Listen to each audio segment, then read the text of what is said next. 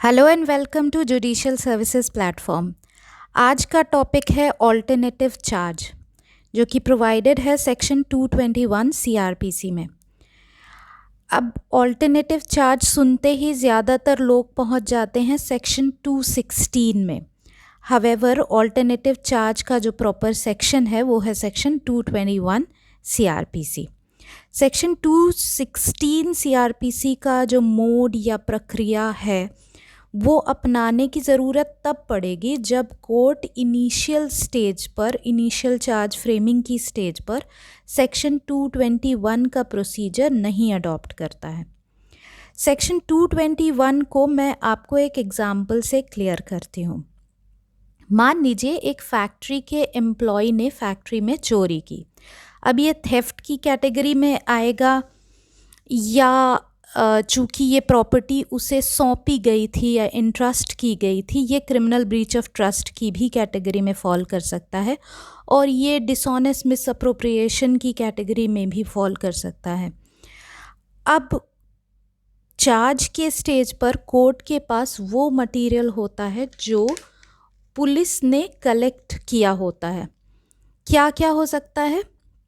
इसमें होता है 161 के स्टेटमेंट्स, जैसे वादी का बयान, मतलब जिसने एफआईआर की है उसका स्टेटमेंट, अक्यूज़ का स्टेटमेंट, विटनेसेस का स्टेटमेंट। इसमें हो सकता है एंट्री या अटेंडेंस के रिकॉर्ड्स हो सकते हैं उस पर्टिकुलर डे के। इसमें टोटल स्टॉक की लिस्ट हो सकती है। इसमें कौन उस चीज़ का इंचार्ज था वो रिकॉर्ड्स हो सकते हैं। बट 161 के स्टेटमेंट के बेसिस पर जजमेंट नहीं किया जाता। जजमेंट होता है कोर्ट में जो ओरल एविडेंस हुआ प्लस जो क्रॉस एग्जामिनेशन हुआ उसके बेसिस पर जो निकल कर आया उसके बेसिस पे जजमेंट किया जाता है। इसलिए ये डाउटफुल है कि ओरल एविडेंस आने के बाद ये ऑफेंस थेफ्ट का बनेगा या क्रिमिनल ब्रीच का बनेगा या डिसऑनेस्ट मिसअप्रोप्रिएशन का बनेगा। इस केस में कोर्ट क्या कर सकती है कि ऑल्टरनेटिव में इन सारे ऑफेंसेस का, 2 ऑफेंस का या 3 ऑफेंस का चार्ज बना सकती है।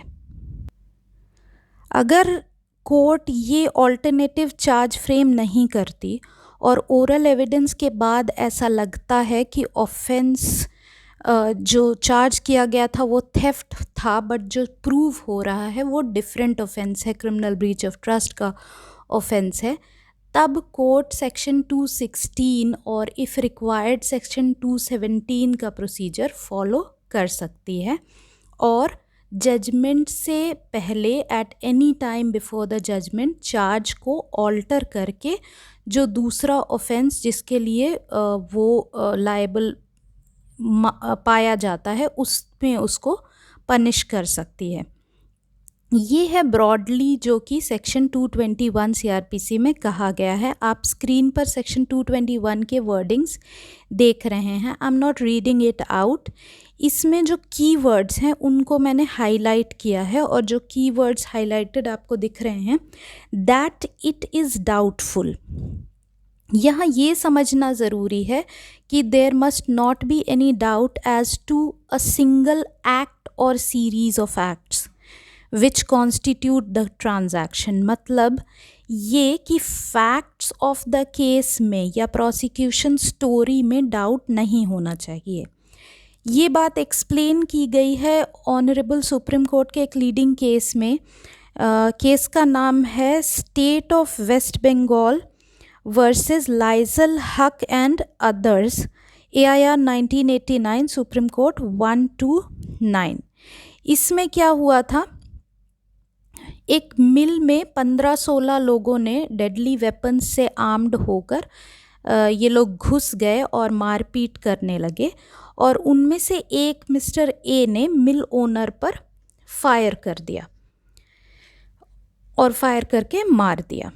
तो लोअर कोर्ट ने क्या किया, जो सारे 16 लोग थे सब पर चार्ज बनाया सेक्शन 302 रेड विद सेक्शन 324 जो मारपीट के लिए था, रेड विद 149, जबकि मिस्टर ए पर कोर्ट ने ऑल्टरनेटिवली अलग से एक 302 IPC का चार्ज भी फ्रेम किया।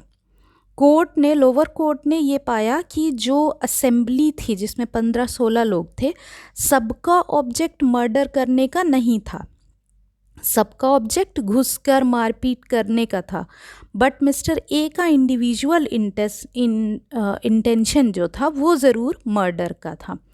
तो सुप्रीम कोर्ट ने इस चार्ज फ्रेमिंग को अपहोल्ड किया क्योंकि चार्ज फ्रेमिंग के स्टेज पर there was no doubt as to the ingredients और the facts forming the prosecution story, बल्कि डाउट ये था कि सेक्शन 149 रेड विथ 302 का क्या इम्पैक्ट होगा, that is with respect to common object of the assembly. मतलब क्या सारे लोगों को मर्डर के लिए रिस्पॉन्सिबल माना जाएगा या केवल ए को जिसने कि फायर किया था। So that was a leading case, so I discussed it. That's all about alternative charge. अगर आपको ये कंटेंट पसंद आया हो तो प्लीज़ हमारे चैनल को लाइक, शेयर और सब्सक्राइब करें, एंड प्लीज़ हमें कमेंट्स में बताएं कि हम इस हमारे लेक्चर में क्या इम्प्रूवमेंट्स क्या कर सकते हैं और क्या और फर्दर टॉपिक्स को हम इंक्लूड कर सकते हैं। So take care, bye bye.